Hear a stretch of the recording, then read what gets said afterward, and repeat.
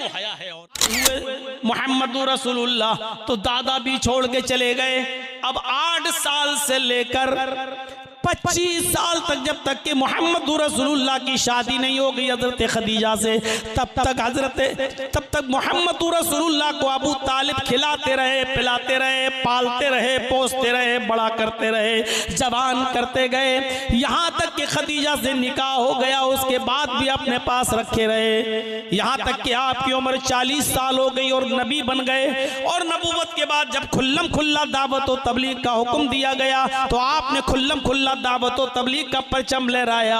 काफिरों ने मारा, सताया, तो अबू तालिब मोहम्मद रसूलुल्लाह को बचाते रहे। अल्लाह के नबी लोगों को एक अल्लाह की दावत देते रहे और जो परेशानियां आती थी अबू तालिब उस पर बचाते रहे। और एक दिन आया कि काफिरों ने यहाँ तक कह दिया कि अबू तालिब अब पानी हद से आगे चढ़ गया, आए अबू तालिब अब पानी बहुत ज्यादा सर चढ़ गया है, अब अबू भतीजे को मेरे हवाले करो, इसने हमारा जीना दो भर कर दिया है, इसने हमारा रहना दो भर कर दिया है, इसने हमारे माबूदों को बुरा भला कह कह कर हमारी जिंदगी तंग कर दी है। अब हम आपके भतीजे को नहीं छोड़ेंगे, इस भतीजे को हमारे हवाले करो।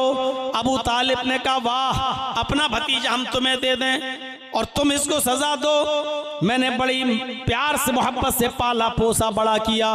फरमाया अगर आपको बच्चे पालने का इतना शौक है तो मैं अपना बेटा तुम्हें दे देता हूँ। आय अबू तालिब तुम उस बच्चे को खिलाओ, मैं अपना बेटा दे देता हूँ, तुम उसको खिलाओ पिलाओ बड़ा करो, वो तुम्हारी खिदमत करेगा, तुम्हारे साथ रहेगा, लेकिन तुम्हारे भतीजे को मैं मारूंगा और तुम्हारे भतीजे को हमारा समाज, हमारी सोसाइटी जो सजा देगी वो देगी।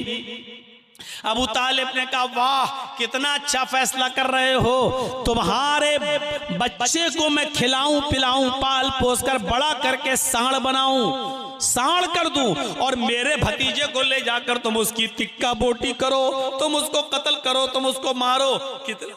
कितना अच्छा फैसला कर रहे हो तुम, ये फैसला है तुम्हारा।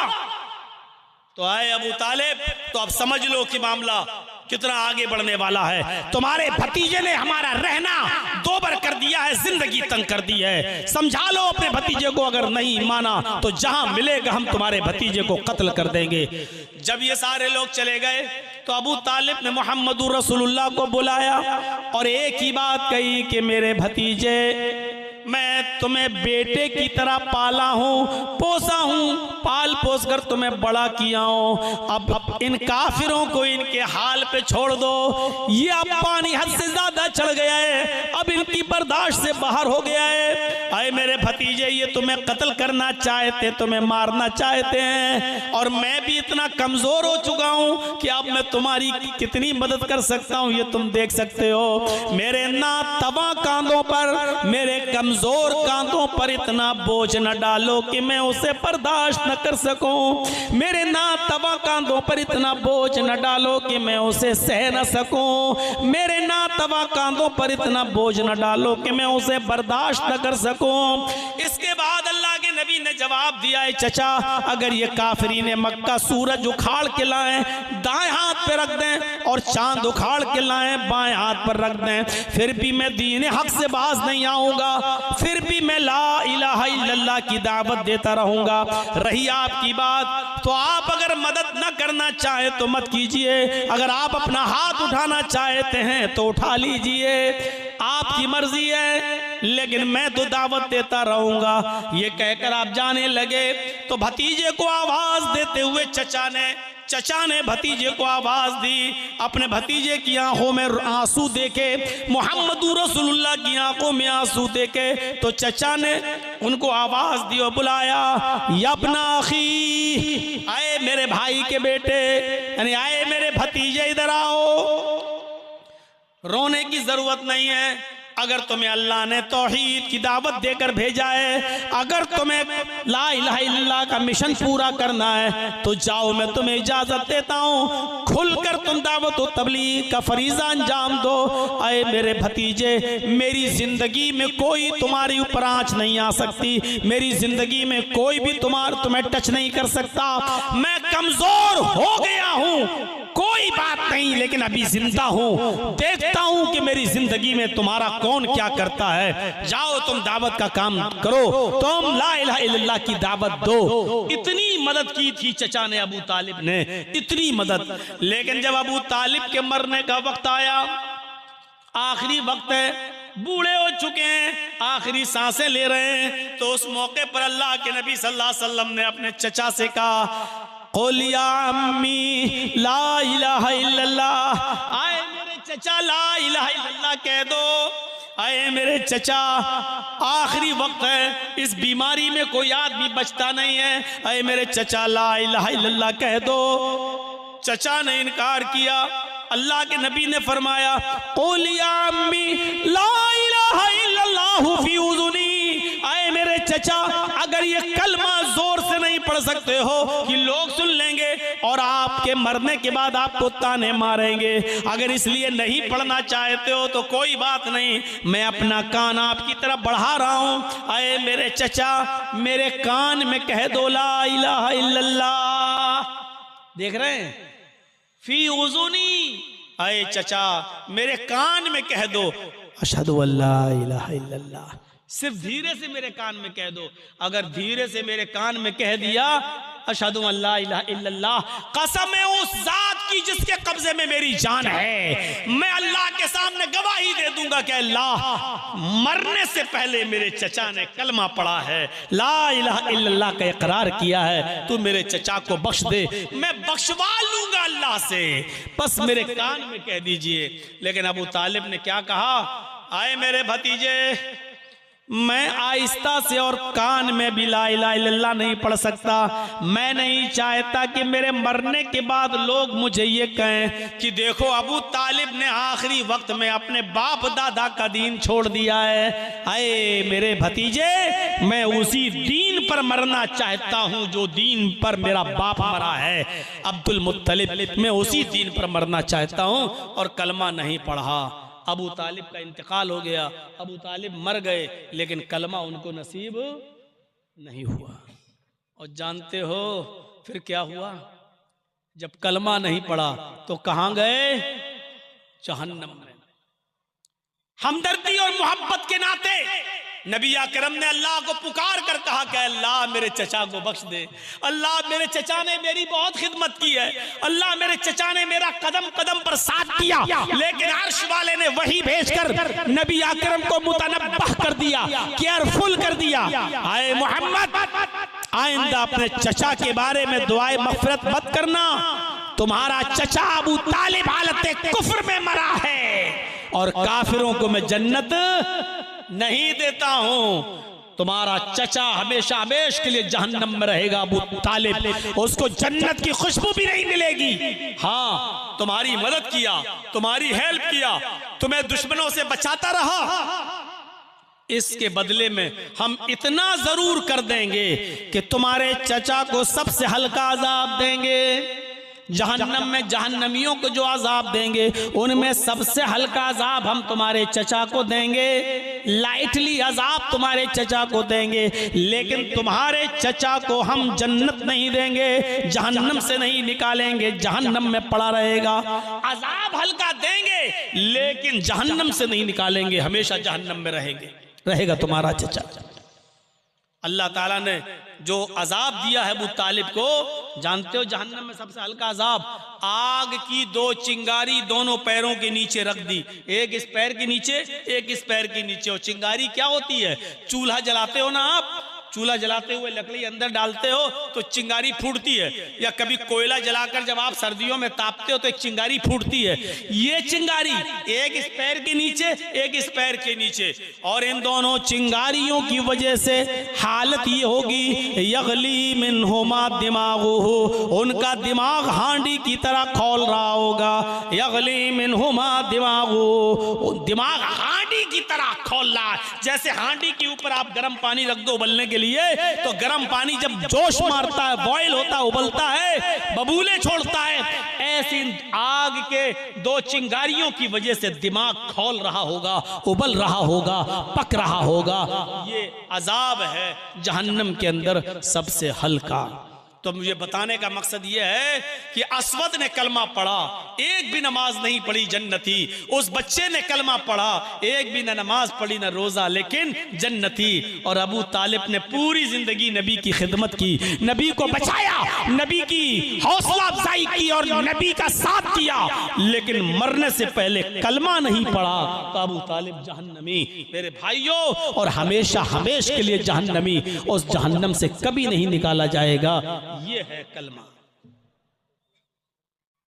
अफजलुहा क़ौलु ला इलाहा इल्लल्लाह, अफजल कलमा, अफजल दर्जा ईमान का ला इलाहा इल्लल्लाह का कहना है, ला इलाहा इल्लल्लाह पढ़ना। और दूसरी चीज व अदनाहा इमाततुल अज़ान तरीक, दूसरी चीज रास्ते से तकलीफ दे चीज को हटा देना। वो अदनाहा इमाततुल अज़ान तरीक, रास्ते से तकलीफ दे चीज को दूर कर देना। बहुत बड़ी बात है ये भी ईमान का हिस्सा है। आज रास्ते में कितनी तकलीफ दे चीजें पड़ी रहती हैं, आप हटाते हैं। एक पत्थर पड़ा है, आपने गाड़ी पत्थर देखा दूर से, मोड़ ली, आगे निकल गए, 4 व्हीलर टर्न किया, आगे निकल गए। अरे जब नजर पड़ ही गई थी एक बड़ा पत्थर पड़ा है, तो आप साइड करके अपनी गाड़ी को रोकते, उस बड़े पत्थर को वहां से हटा देते, क्या बिगड़ जाता आपका। केले का छिलका पड़ गया, आपकी नजर पड़ी हुई है, आप रोकिए और उस केले के छिलके को वहां से हटा दीजिए। आप तो दाएं बाएं से गुजर गए, लेकिन अगर कोई अंधा और नाबीना आदमी अगर उस केले के छिलके पर अगर पैर रख दिया और फिसल गया और हाथ पैर टूट गए, तो इस बेचारे का क्या होगा। कम से कम उसकी हमदर्दी में आप केले के छिलके को फेंक देते। कांटा पड़ा हुआ है, आपकी नजर पड़ गई, अरे कोई छोटे बच्चे के पैर में चुभ सकता है, किसी बूढ़े आदमी के पैर में चुभ सकता है, कोई बूढ़ा आदमी केले के छिलके पर पैर रखकर फिसल सकता है, उसकी हड्डी टूट सकती है, और बुढ़ापे में हड्डी टूट जाए तो जल्दी जुड़ती भी नहीं है। ये तमाम चीजें अगर जहन में होती तो आप केले के छिलके को, पत्थर को, कांटे को, तकलीफ दे चीज को आप हटा सकते थे, लेकिन आपने तो देखा और गाड़ी को हल्का सा टर्न किया और आगे ले गए। केले का छिलका पड़ा रहा, पत्थर पड़ा रहा, कांटा पड़ा रहा। मेरे भाइयों, रास्ते से तकलीफ दे चीज को हटा देना भी ईमान का एक शोबा है, ईमान की एक ब्रांच है, ईमान का एक दर्जा रखता है अपने अंदर। आपको ऐसा करना पड़ेगा। और एक मसला याद रखिएगा, रास्ते से तकलीफ दे चीज को हटाना अगर सवाब है, रास्ते से तकलीफ दे चीज को हटाना अगर सवाब है, तो रास्ते में जानबूझकर तकलीफ दे चीजों को डालना गुनाह भी है। केला खाया, छिलका लिया, वो फेंक दिया है? कोई फल खाया, खाने के बाद उसका कांटा वो फेंक दिया। इसी तरीके से रास्ता जो लोगों के गुजरने का है, चलने फिरने का है, गए और आप नाक ली, झाड़ दिया, वहां बलगम आया, थूक दिया वहां। जो लोगों के आने जाने का रास्ता है, जो लोगों की गुजरगाह है, वहां ना लैट्रीन की जा सकती है, वहां ना नाक झाड़ी जा सकती है, वहां ना बलगम थूका जा सकता है, वहां ना कांटा फेंका जा सकता है, वहां ना केले का छिलका डाला जा सकता है, वहां ना पत्थर फेंका जा सकता है। अपने घर में झाड़ू लगाकर कूड़ा इकट्ठा करके घर के बाहर आम गुजरगाह पर नहीं डाला जा सकता है। ये लोगों को तकलीफ देने के जिम्न में आता है, लोगों को तकलीफ देने के जुमरे में आता है।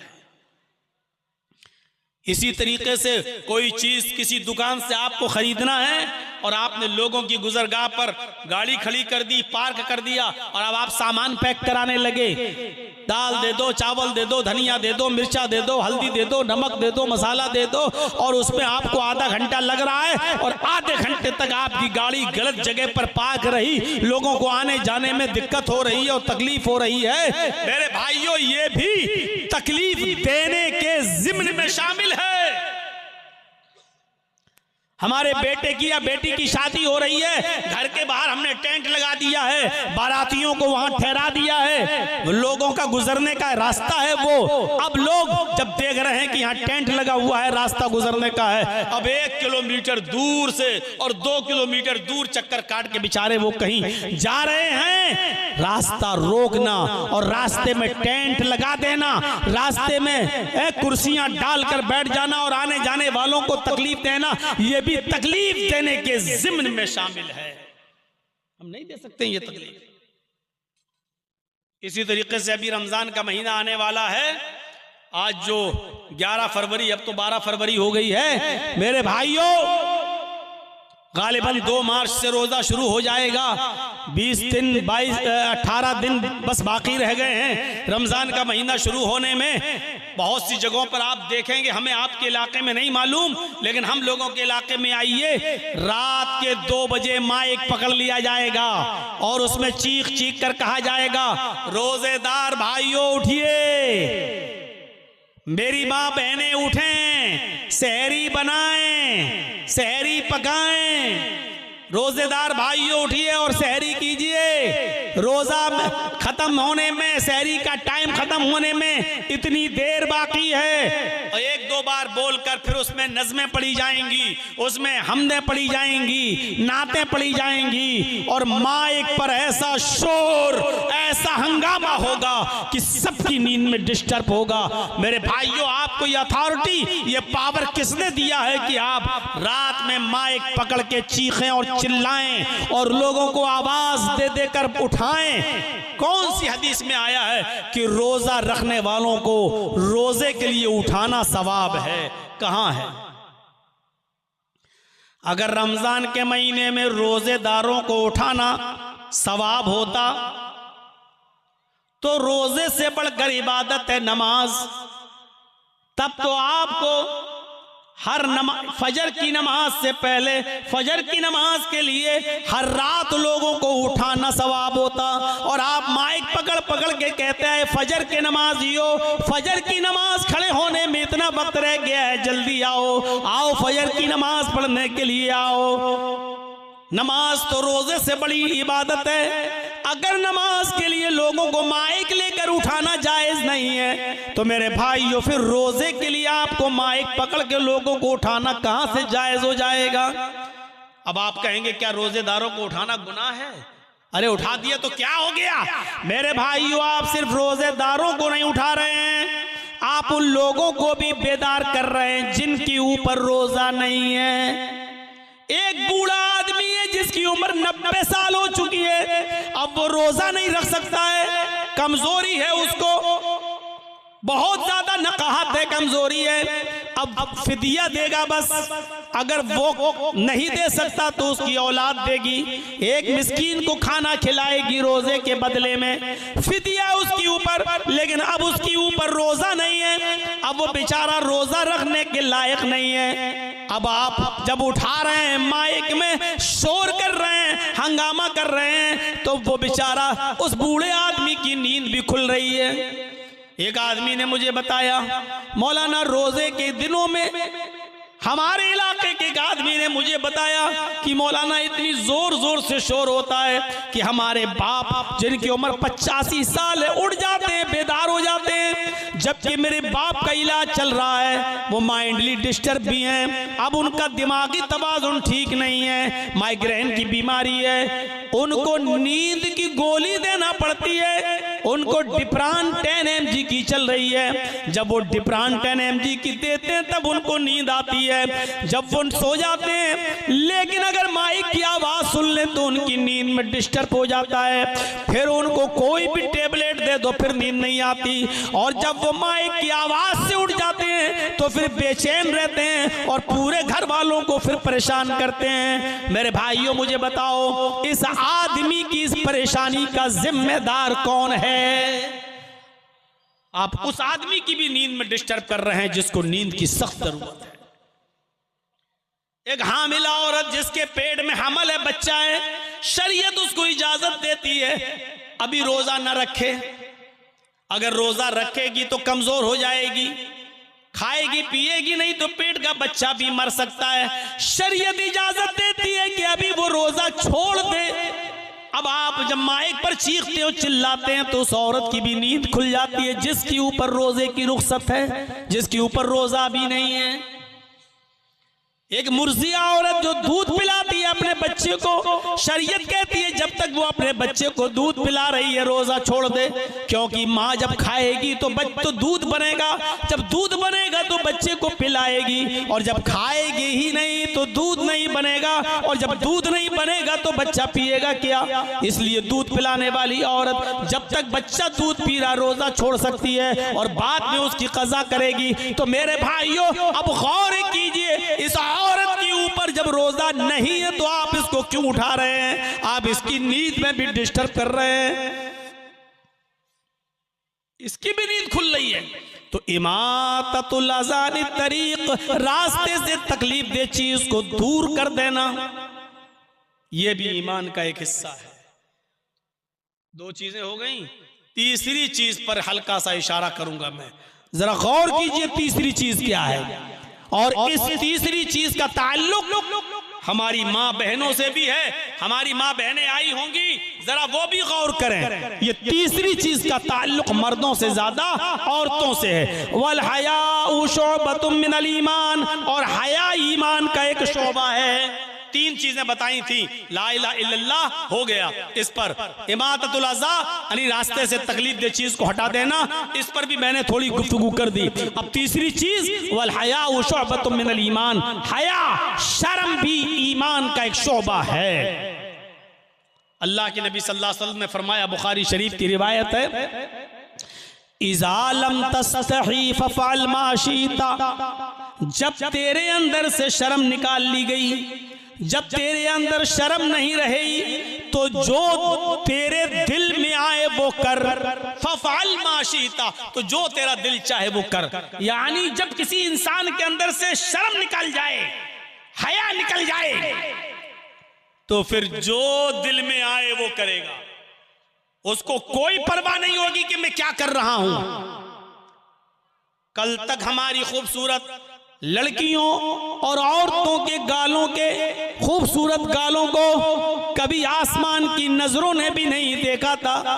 आज हालत ये हो गई है कि इंस्टाग्राम पर और टिकटॉक पर आप डांस करती हुई नजर आ रही हैं। मुझे नहीं मालूम कि आपके बिहार का, कटिहार का और पूर्णिया, हरिया और झारखंड, आपका गुड्डा, साहिबगंज, इन तमाम इलाकों का मामला क्या है, मुझे नहीं मालूम। आप गौर करके देखिए कि आपके इंस्टाग्राम पे आपके इलाके की लड़कियां क्या कर रही हैं। हमें इतनी जानकारी नहीं है, हम लखनऊ से ताल्लुक रखते हैं, लखनऊ के बारे में हमें इतना मालूम है कि बड़े बड़े हाजियों, बड़े बड़े नमाजियों और बड़े बड़े मुल्लाओं और बड़े बड़े मौलवियों और बड़े बड़े हाफिजों और बड़े बड़े कारियों की लड़कियां भी इंस्टाग्राम पर अपने सरों से दुपट्टे उतार उतार कर रील बना रही हैं, इंस्टाग्राम पर डांस करती हुई नजर आ रही हैं, नाच रही हैं। उनके कपड़े छोटे हो चुके हैं, शॉर्ट हो चुके हैं, उनके पिंडलियां खुल चुकी हैं, उनके घुटने भी खुल चुके हैं। मेरी प्यारे साथियों, गौर करो, जब हाजियों नमाजियों की बेटियां महफूज नहीं रही तो और दूसरों के बारे में क्या बात करें। इज़ा लम तस्तही फफ़अल मा शिता, जब तेरे अंदर से शर्म हया ही निकाल ली गई तो जो तेरे दिल में आए वो कर। जब शर्म हया नहीं रहेगी तो इंसान यही सब करेगा। सोचिए तो सही, वेस्टर्न कल्चर ने हमें कहां पहुंचा दिया, मगरबी तहजीब ने हमें कहां पहुंचा दिया, पश्चिमी सभ्यता ने आज हमें कहां पहुंचा दिया। अब जब लड़की अपने घर में कैद रहने को और अपने घर में मुस्तकिल रहने को अपनी इंसल्ट समझने लगे तो फिर आप अंदाजा लगाओ कि ये हम और आप कहां जा रहे हैं।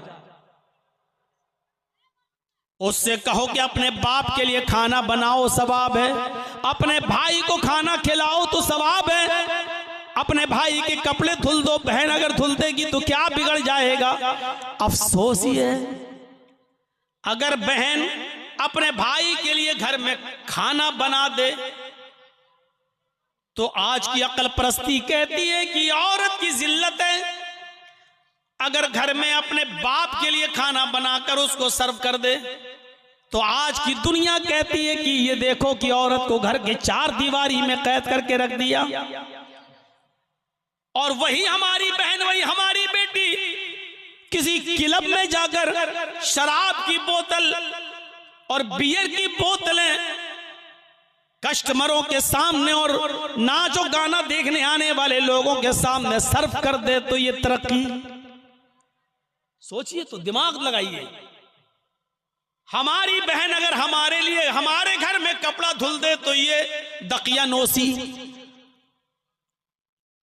और होटलों में जाकर काम करे और मुसाफिरों के लिए कपड़ा धुले, चादर धुले और उसको बेड बिस्तर पे बिछाए, तो ये तरक्की याफ्ता।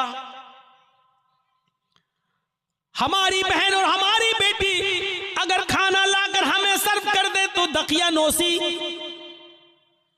लेकिन प्लेन के अंदर, फ्लाइट के अंदर जाई और प्लेन के अंदर वही स्कर्ट पहनकर अगर हमारी वही बहन और हमारी बेटी पैसेंजर्स के सामने खाना सर्व कर दे, उनके सामने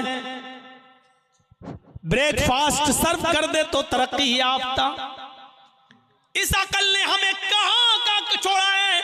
अपने भाई, अपने बाप के लिए, अपनी मां के लिए, अपनी बहन के लिए खाना सर्व करना तो दकियानोसी हो गया, और बाहर वालों के लिए खिलाना पिलाना तरक्की याफ्ता होने, लड़की की तरक्की याफ्ता होने की निशानी हो गई। फरमाया इज़ा लम तस्तही फफ़अल मा शिता, जब तुम्हारे अंदर शर्म हया नहीं रहेगी तो जो तेरा दिल चाहेगा वो करेगा। हमारी बहनों और बेटियों से जब शर्म हया निकाल ली गई तो यही सोचा गई, वरना मेरे भाइयों गौर करो, शरीयत तो यहां तक कहती है, और ये सबको मालूम है कि औरत मस्जिद में नमाज पढ़ने जा सकती है, इजाजत है, औरत मस्जिद में नमाज पढ़ने जा सकती है। बल्कि अल्लाह के नबी ने यहां तक फरमाया ला तमनउ मा अल्लाह युसल्लीना फिल मस्जिद, अगर तुम्हारी औरतें मस्जिदों में नमाज पढ़ने जाएं तो उनको हरगिज मत रोको, उनको जाने दो।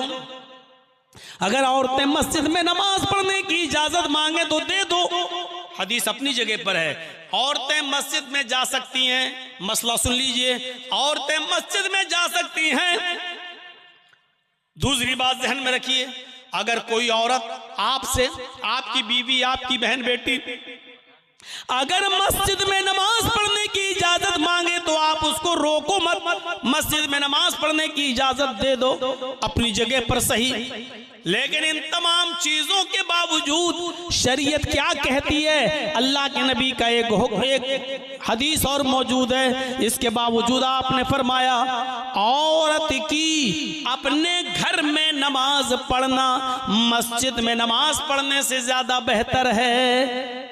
औरत मस्जिद में नमाज पढ़ने जा सकती है, औरत मस्जिद में नमाज पढ़ने जाए तो उसको बिल्कुल मत रोको, उसको रोकने का अधिकार मर्दों को नहीं है। लेकिन इसके बावजूद औरत से ये कहा जा रहा है, आए औरत, तू अगर अपने घर में नमाज पढ़ती है तो ये तेरे लिए ज्यादा बेहतर है, क्योंकि तू मस्जिद में आने वाले मर्दों से दूर रहेगी। तू मर्दों से जितना दूर रहेगी उतना तेरे लिए बेहतर है। औरत की अपने घर में नमाज मस्जिद की नमाज से बेहतर है। उसके बाद फरमाया औरत का अपने बरामदे में नमाज पढ़ना, औरत का अपनी गैलरी में, अपने बरामदे में नमाज पढ़ना घर के सहन में नमाज पढ़ने से अफजल है। घर के सहन में तो कोई ना कोई आता रहता है, इसलिए बरामदे में नमाज पढ़ेगी तो और ज्यादा अफजल है। और इस टुकड़े पर गौर कीजिएगा, इस टुकड़े पर गौर कीजिएगा, औरत का अपने कमरे में, अपनी कोठरी में जिसमें वो अपने शौहर के साथ रहती है और रात में वो कमरा बंद कर लिया जाता है,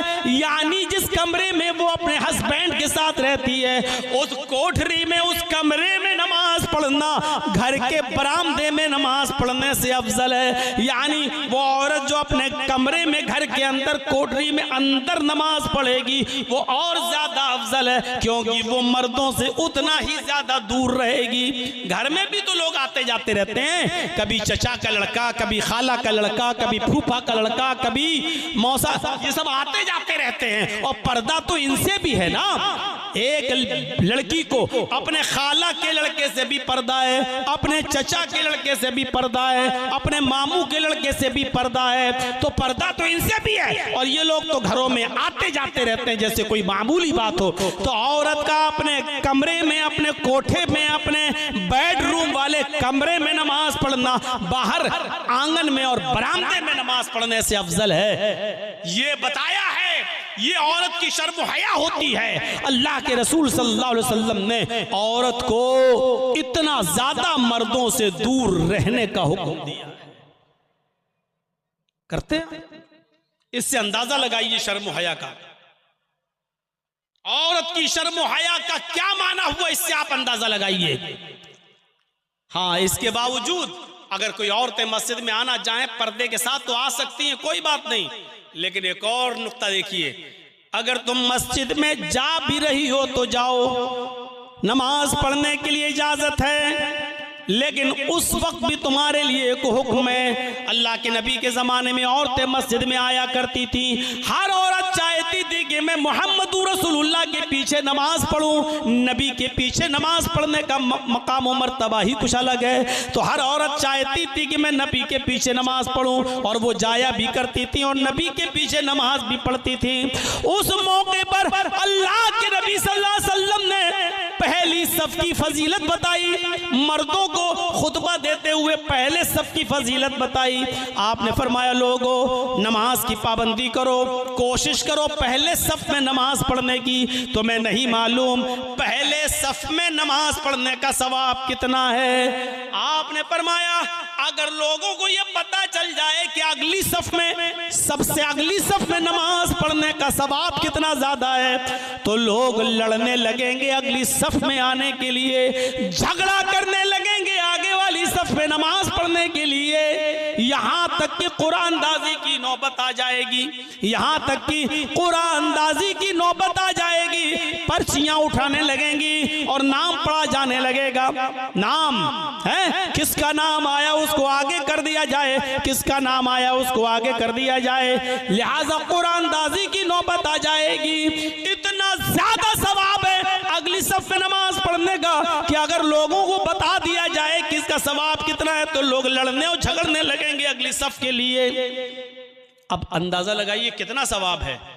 खैरु सुफूफिर रिजाली अव्वलुहा व शर्रुहा आखिरुहा। मर्दों के लिए सबसे बेहतर है कि वो अगली सफ में नमाज पढ़ें। सवाब के एतबार से मर्दों की अगली सफ सबसे बेहतर है, और सबसे बुरी सफ है सबसे पीछे वाली। सबसे लास्ट में आया, सबसे पीछे उसको जगह मिली, सबसे पीछे नमाज पढ़ रहा है। अल्लाह अकबर। मर्द की सबसे पिछली सफ सबसे बुरी सफ है सवाब के एतबार से।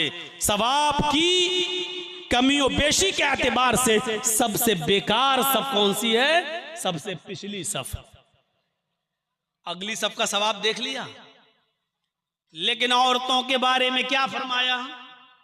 आए मस्तूरात सुनो, अगर रात के 3:15 बजे तक भी तुम यहां मौजूद हो और नीमा के इस जलसे में बैठकर सुन रही हो तो सुनो, अल्लाह के नबी जनाब मोहम्मद रसूलुल्लाह ने फरमाया, खैरु सुफूफिन निसाई आखिरुहा व शर्रुहा वलुहा।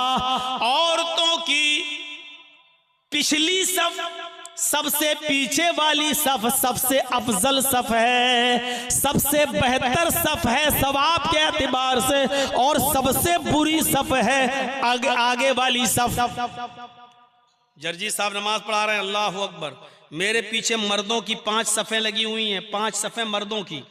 उसके बाद पर्दा पड़ा हुआ है और पर्दे के पीछे औरतों की 5 सफ़ें लगी हुई हैं। 5 मर्दों की हैं, 5 औरतों की है, बीच में पर्दा पड़ा हुआ है। तो जर्जीज साहब के पीछे जो मर्दों की अगली सफ है वो सवाब के एतबार से सबसे बेहतर है, और जो सबसे 5वीं सफ जो सबसे पिछली सफ है वो सबसे बेकार सफ है सवाब के एतबार से मर्दों की। लेकिन उसके बाद पर्दा पड़ा है और पर्दे के बाद 5 सफ़ें औरतों की लगी हुई है। है। उन 5 सफों में सबसे पीछे वाली जो सफ है औरतों की, वो सबसे अफजल सफ है। सबसे ज्यादा सवाब औरत को तब मिलेगा जब वो सबसे पीछे वाली सफ में नमाज पढ़ेगी, और सवाब सबसे कम उस वक्त मिलेगा जब वो आगे वाली सफ में, यानी औरतों की आगे वाली सफ भी सबसे बुरी सफ है सवाब के एतबार से। पीछे वाली सफ सबसे अफजल है क्योंकि वो मर्दों से उतना ही दूर रहेगी। मेरी माओ, मेरी बहनों, सुनो, जब मस्जिद के अंदर भी पर्दे के बावजूद तुम्हारी सबसे पीछे वाली सफ को सबसे अच्छी सफ इसलिए कहा गया है क्योंकि तुम मर्दों से दूर रहो। जब मस्जिद में मर्दों से दूर रहने का हुक्म है तुम्हारे लिए, तो शादियों में, ब्याहों में, रस्म रवाज में, कॉलेजों में, स्कूलों में और नेता नगरी में, बाजारों में और मार्केटों में और शादियों में तुम्हारा मर्दों के साथ एक साथ जमा होना जायज कहां से हो जाएगा, और तुम्हें इसकी परमिशन कहां से मिल जाएगी जब मस्जिद के अंदर भी पर्दे के बावजूद, पर्दा होने के बावजूद तुम्हारी पिछली सफ सबसे अफजल है, आगे वाली सफ सबसे बुरी है। तो फिर तुम्हें आम जगहों पर मर्दों के साथ खल्त मल्त होने की इजाजत किसने दे दी है? जलसों में मर्दों के साथ मेले और ठेले लगाने की इजाजत किसने दे दी है? एक ही दुकान पर मर्दों के साथ और औरतों के साथ खरीदो फरोख्त की इजाजत कहां से मिल जाती है? और तुम्हें मेरे भाइयों, अच्छी बात है आपका जलसा और दूसरी जलसों से अलग होता है, या पूरी कोशिश की जाती है कि औरतों का पंडाल अलग रहे, औरतों की दुकानें अलग रहें और लेडीज को किसी भी तरीके से मर्दों तक ना आने दिया जाए। ये बेहतर चीज है, अच्छी चीज है मेरे भाइयों। कोशिश हर जगह के लिए ऐसी होनी चाहिए, लेकिन आम जगहों पर मैं देखता हूं और दूसरी जगहों पर जहां खल्त मल्त है, लड़के और लड़कियां एक ही साथ दुकानों पर खरीदो फरोख्त करते रहते हैं। मेरे प्यारे साथियों, जर्जी साहब नमाज पढ़ा रहे हैं, मेरे पीछे 5-5 सफ़े मर्दों की लगी हैं। एक रुकू के बजाय 2 रुकू कर लिया, 2 सजदों के बजाय 1 सजदा या 3 सजदे कर लिए, भूल गया। तो अल्लाह के नबी फरमाते हैं कि अगर मर्दों को मालूम हो तो मर्द सुभान अल्लाह कहकर याद दिला दें। पीछे जो लोग मौजूद हैं उनको चाहिए कि सुभान अल्लाह, अल्लाहू अकबर कहकर याद दिला दें। लेकिन मर्दों को भी मालूम नहीं, पर्दा पड़ा है, औरतों को मालूम है कि इमाम साहब भूल गए, जर्जी साहब भूल गए। तो औरत को अगर मालूम हो जाए कि जर्जी साहब या कोई इमाम साहब भूल गए, बजाय रुकू के सजदे में चले गए या 2 सजदों के बजाय 3 सजदे कर लिए, तो उन औरतों को हुक्म है कि वो सुभान अल्लाह नहीं कहेंगी, अल्लाहू अकबर नहीं कहेंगी। ओ मेरे भाइयों, गौर करो, जिस औरत की आवाज का इतना पर्दा कि सुभान अल्लाह तक कहने की परमिशन नहीं, अल्हम्दुलिल्लाह, इन जुमलों से ज़मीन व आसमान नेकियों से भर जाते हैं, लेकिन इन जुमलों को भी कहने की इजाजत नहीं दी। अल्लाह के नबी ने फरमाया कि अगर औरत को मालूम हो जाए कि इमाम भूल गया तो वो इस तरीके से ताली बजाएगी, पीछे से ऐसे ऐसे ताली बजाकर याद दिलाएगी और ये आवाज इमाम तक पहुंच जाएगी और इमाम समझ जाएगा कि मैं भूल गया हूं। उन औरतों को सुभान अल्लाह, अल्लाहू अकबर जब कहने तक की परमिशन नहीं है, तो इंस्टाग्राम पे गाने गाने की और डांस करने की परमिशन किसने दे दी है? अपनी आवाज में गैरों तक अपनी आवाज को पहुंचाने की इजाजत किसने दे दी है? ये परमिशन कहां से आ गई? इज़ा लम तस्तही फफ़अल मा शित, जब तेरे अंदर शर्म हया नहीं रहेगी तो जो तेरा दिल चाहेगा वो करेगा। आज वही हो रहा है, आज वही चीज है सामने। और आखिरी चीज पर तवज्जो दीजिए, अल्लाह के नबी फरमाते हैं जब औरत से निकाह के मौके पर सवाल होता है, हमारे यहाँ तो ये होता, आपके यहाँ क्या होता है मैं नहीं मालूम, जिस दिन बारात आ जाती है तो दूल्हा के निकाह से पहले लड़की के पास लोग जाते हैं, एक वकील होता, 2 गवाह होते हैं। लड़की वालों की तरफ से वकील होता है और लड़के वालों की तरफ से गवाह होता है, या लड़की वालों की तरफ से वकील और हालांकि शरीयत में वकील गवाह कुछ नहीं है, शरीयत में है ही नहीं।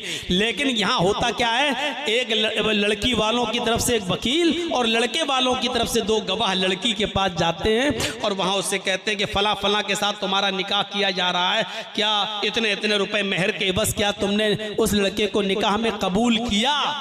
अब वो लड़की खामोश है, शर्म की वजह से नहीं बोल रही है। फिर उससे कहा जाता है निकाह कबूल किया। 2-3 बार जब लड़की खामोश रहती है तो उसकी सहेलियां आपस में कहती हैं कह दो हाँ किया, कह दो किया, कह दो किया। और जब तक वो बेचारी बोल नहीं देती कि हाँ मैंने निकाह कबूल किया, तो पूछा जाता, वकील पूछता गवाहों से तुमने सुना? गवाह कहते कि नहीं सुना। तो दोबारा बोलेगी लड़की, हाँ मैंने निकाह कबूल किया। जब वो जोर से बोल देगी तब गवाह कहेंगे हाँ मैंने सुन लिया, तब लड़के का निकाह होगा। और ये गवाह कहेंगे हाँ मैंने सुना है, लड़की ने कबूल किया। क्या जहालत और बर्बरियत है। ये वकील भी जाहिल, गवाह भी जाहिल। अरे तुम्हें किसने कहा था कि तुम उसके पास जाओ? अरे जब लड़की को शादी वाले दिन लड़के की तरफ से आए हुए कपड़े जब लड़की ने खुशी खुशी पहन लिए, समझ लो कि वो राजी है, समझ लो कि ये उसकी इजाजत है। और फिर भी तुम पूछते हो तो एक बार पूछो, फला लड़के के साथ तुम्हारा निकाह किया जा रहा है, क्या तुम्हें कबूल है? वो नहीं बोल रही है, खामोश है। अब दोबारा मत कहो उससे, क्योंकि अल्लाह के नबी ने कह दिया इज़्नुहा सिमातुहा, उसकी खामोशी ही उसकी इजाजत है। मत कहलवाओ उससे बार बार। जब वो खामोश हो गई वही उसकी इजाजत है। जब खामोशी इजाजत है तो तू जबरदस्ती क्यों कहलवा रहा है? अकल के अंधे क्यों कहलवा रहा है? कबूल किया, जोर से बोलो, किया, सुना नहीं? बोलो अभी इन्होंने नहीं सुना, जबरदस्ती तुम कहलवा रहे हो। अरे लड़कियों की शर्म हया का अल्लाह के रसूल ने इतना ख्याल रखा कि वो मारे शर्म के नहीं बोल पाएंगी, क्योंकि उनमें शर्म होती है, हया होती है, और ये उनकी शर्म हया का तकाजा है कि वो नहीं कह पाएंगी। इसलिए उनकी खामोशी को ही उनकी इजाजत समझ लो। ये शर्म हया है औरत की।